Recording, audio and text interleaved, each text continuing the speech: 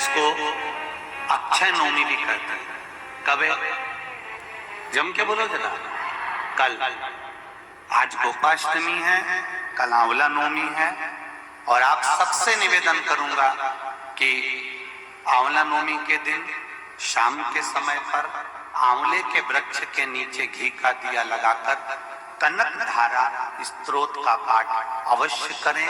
नहीं आता हो तो मोबाइल पे उसको सुने। और एक बार आंवला नवमी के दिन आंवले के वृक्ष के नीचे कनक धारा स्तोत्र का पाठ चाहे संस्कृत में चाहे हिंदी में करना चाहिए। उससे साल भर लक्ष्मी की कमी नहीं आती और आनंद का अनुभव करो। एक कितना सुंदर संवाद यहाँ पर लिखा हुआ है। देव उठनी एकादशी के दिन भगवान उठेंगे और देव उठनी एकादशी के दिन भगवान उठकर अपना कार्यभार भगवान शंकर जी से लेंगे। उससे पहले ऐसा नहीं है कि केवल देव उठनी एकादशी पर भगवान उठेंगे। आज जब आंवला नवमी का दिन आया और भगवान नारायण ने शयन करते करते अपनी करवट को थोड़ा सा बदला और बदलने के बाद भगवान की अर्ध निंद्रा हुई और नींद थोड़ी सी जागी। और जागने पर लक्ष्मी जी उनके चरणों के पास में विराजी थी और विराजते से लक्ष्मी जी ने भगवान विष्णु जी से निवेदन करा, मेरे मन का एक संशय है, मैं आपसे कहना चाहती हूँ।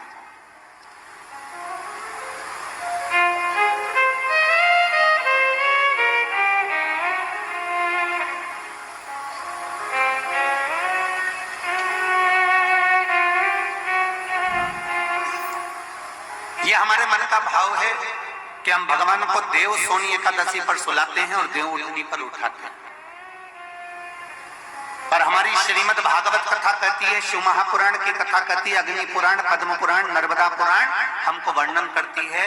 एक क्षण की निंद्रा ब्रह्मा जी को आई और ब्रह्मा जी की झपकी एक क्षण की लगी थी और हाथ से वेद नीचे गिर गए थे। वेद नीचे गिरे, हयग्रीवा ने धारण कर लिए और चारों तरफ पानी पानी हो गया और पूरी पृथ्वी पानी में जल में मग्न होने लगी। जरा विचार करिएगा, एक क्षण की निंद्रा ब्रह्मा जी को आई और वेद हाथ से चले गए और पानी पानी हो गया। और हम कहते हैं कि देव सोनी एकादशी पर देवता सोते हैं और देव उठनी पर उठते हैं। अगर 4-6 महीने जम के अगर वो सो गया तो एक भी नहीं दिखेगा, भीखण का।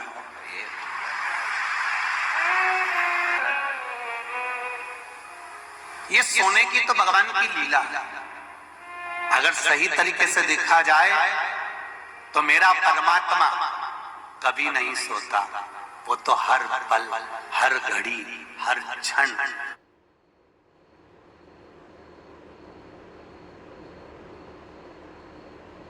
आपके लिए तत्पर बैठा रहता है। आपने आवाज लगाई और वो भागा। देव सोनी एकादशी पर भगवान सोए और देव उठनी एकादशी पर भगवान उठ रहे हैं। उससे पहले जो आंवला नवमी आई, इसको अक्षय नवमी कहा जाता है, इसको आनंद की नवमी कहा जाता है, भंडार भरने वाली नवमी कहा जाता है। उस दिन दिया गया, करा गया, पुण्य समाप्त नहीं होता, इसलिए इसको अक्षय नवमी भी कहा जाता है। तो लक्ष्मी जी के मन में भाव उत्पन्न हो गया। लक्ष्मी जी ने कहा, प्रभु मेरे को पूछना है आपसे कुछ, मेरे मन का संशय मिटा दीजिए। तो भगवान ने पूछा, वो संशय कौन सा?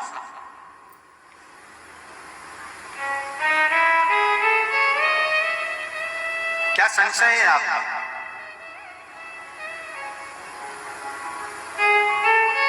मेरा संशय केवल इतना सा है, क्या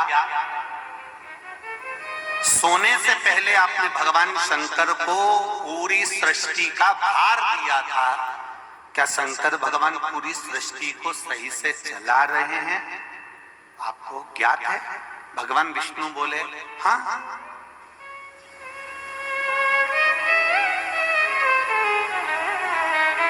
चला रहे।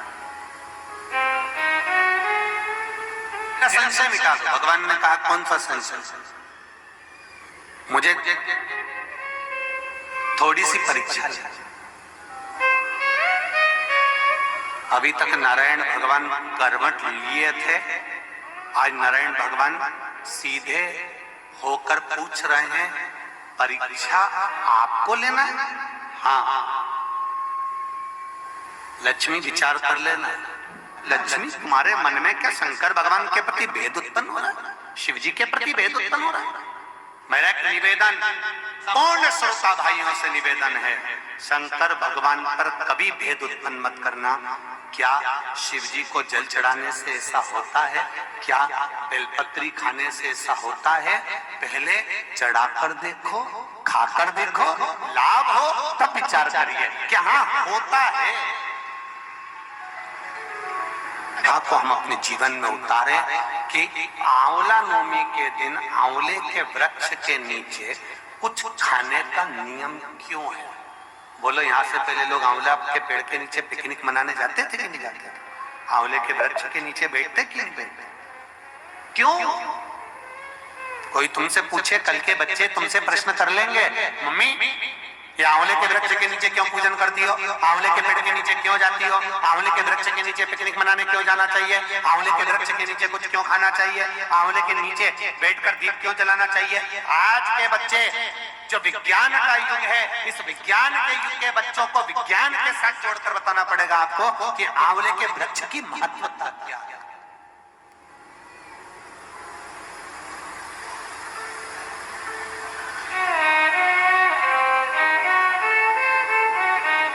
जिस जगह पर आंवले का वृक्ष होता है उस आंवले के नीचे वैकुंठ का निवास होता है, इसलिए भोजन आंवले के वृक्ष के नीचे।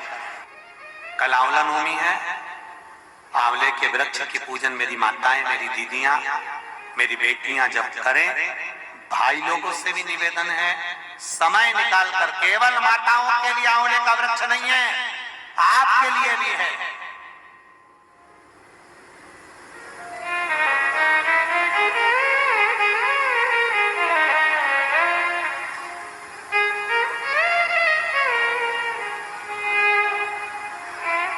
और मेरी माताओं से एक निवेदन, आंवले के वृक्ष के नीचे पूजन करने जाओ, और पत्ती भी अगर पड़ी हुई है तो उसको भी थोड़ा सा उठा कर लिया ना।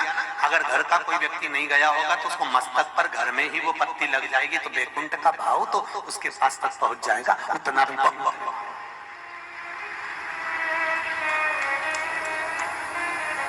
हमने मारवाड़ में देखा है कि आंवले के वृक्ष की पूजन करते समय माताएं आंवले की छाल का भी स्मरण करती है। अपनी चीटी उंगली अंगुष्ठ से मारवाड़ी माताएं उसको भी अपने पल्लू में लेकर आती है, दीप प्रज्वलन करती है, उसको अलमारी में लाल वस्त्र के अंतर्गत तिजोरी में रखती है। क्यों? क्योंकि वो वैकुंठ का एक हिस्सा, वैकुंठ का एक भाव। ब्रह्मदेव करें आंवले के वृक्ष के नीचे शंकर भगवान भोजन कर लें तो वैकुंठ के भोजन का फल मिलता है। वैकुंठ के भोजन का फल, हाँ, लक्ष्मी जी ने उसी समय पर आंवले के वृक्ष के नीचे भोजन की व्यवस्था करी। शंकर भगवान भोजन करने के लिए बैठे, जैसे ही माता लक्ष्मी ने भोजन लगाया है, शंकर भगवान ने एक ग्रास भोजन को लिया, पाया और उठकर शंकर भगवान चले गए। थोड़ी देर बाद वापिस लौट कर आ गए, बैठ गए। पूछा महारानी ने, माता लक्ष्मी ने, मेरे शंभु, मेरे बाबा, मेरे भोलेनाथ, मेरे प्रभु कहाँ चले गए थे आप भोजन की थाली को छोड़कर? तब शिव जी कहते हैं, कोई 4 संत भूखे रह गए थे, उनको भोजन कराने चला गया था। लक्ष्मी जी ने कहा, आप सृष्टि के सही संचालन कर रहे हो, मैं जान गई आपको कि आप सृष्टि के सही संचालन करता हो। एक मन की अभिलाषा है, अगर आप पूरी कर दें तो। एक मन की अभिलाषा है, आप अगर पूरी कर दे तो। शिव जी ने पूछा, क्या? मेरा मन है, आप अगर ब्रह्म मुहूर्त में सुबह का समय भोजन ग्रहण कर रहे हैं तो शाम का भोजन भी मेरे ही इस वैकुंठ में श्रवण भोजन ग्रहण करें। शिव जी ने कहा, शाम को तो मैं पार्वती के साथ भ्रमण पर निकलता हूँ, पर दोपहर के समय पर मैं आपके यहाँ भोजन करने फिर आऊंगा। अब की बार लक्ष्मी जी ने भोजन कराने बैठने से पहले माता लक्ष्मी ने 5 चींटियों को एक डब्बी में भरकर बंद कर दिया।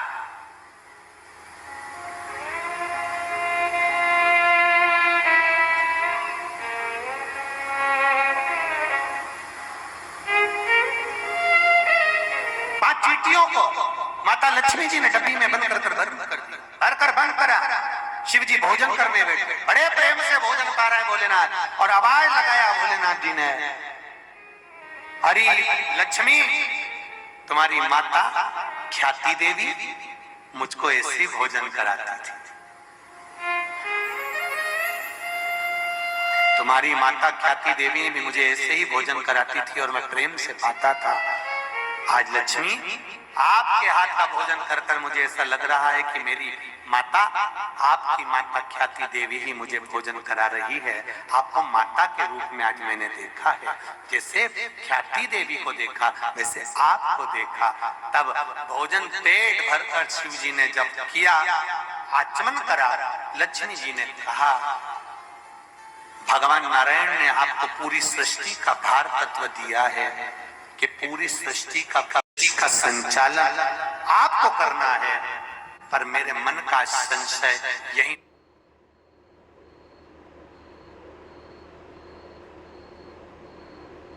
धरा की धरा रह गया। आप पेट भरकर भोजन कर लिए और 5 चींटी भूखी रह गई।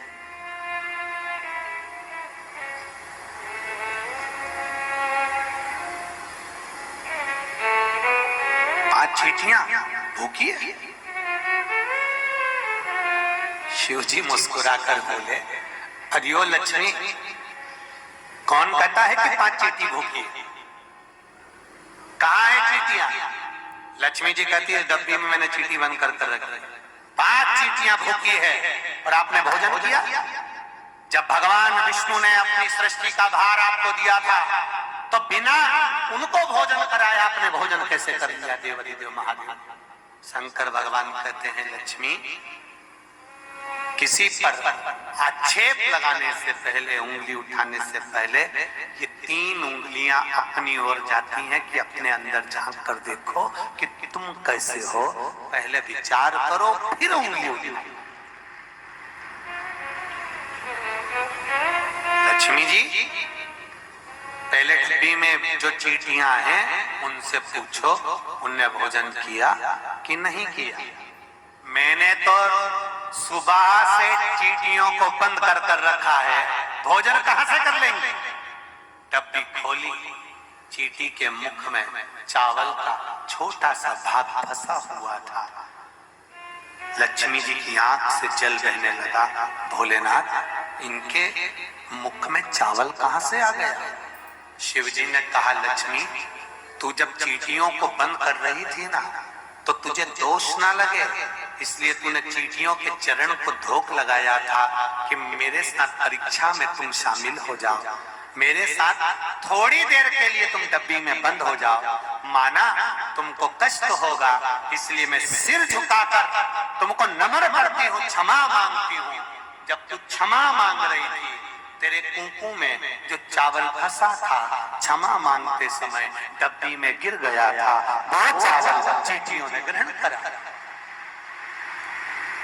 वो चावल चींटियों ने ग्रहण किया।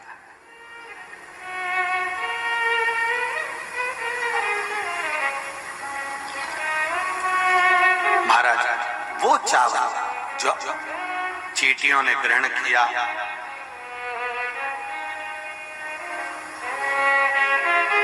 बस चींटियों का भोजन पहले हुआ है। लक्ष्मी जी की आंख से जल बह रहा है और रो रही है। क्षमा चाहती हूँ, मैंने थोड़ा सा गलत सोच लिया, विचार कर लिया, आप क्षमा करें मुझको। शंकर भगवान ने कहा, लक्ष्मी जी, क्षमा मत मांगो, एक काम कर दीजिए। क्या? बस एक कार्य चाहिए। अक्षय नवमी, आंवला नवमी के दिन जो आंवले के वृक्ष के नीचे दीप दान करेगा, शाम के समय पर संध्या काल के अंतर्गत, तो उसके घर में कभी संपदा की कमी ना हो। लक्ष्मी जी ने कहा, प्रभु आप किया, मैं स्वीकार करता। जितने भी लोग कथा श्रवण कर रहे हैं और जो लोग नहीं सुन पा रहे हो, इस कथा की एक छोटी सी बात जनमानस तक पहुंचाइए कि आंवले के वृक्ष के नीचे आंवला नवमी के दिन शाम के समय दीपदान अवश्य करें, जिससे आपके जीवन में खुशियां समाहित हो, जीवन में आनंद की अनुभूति, जीवन का सुख प्राप्त हो।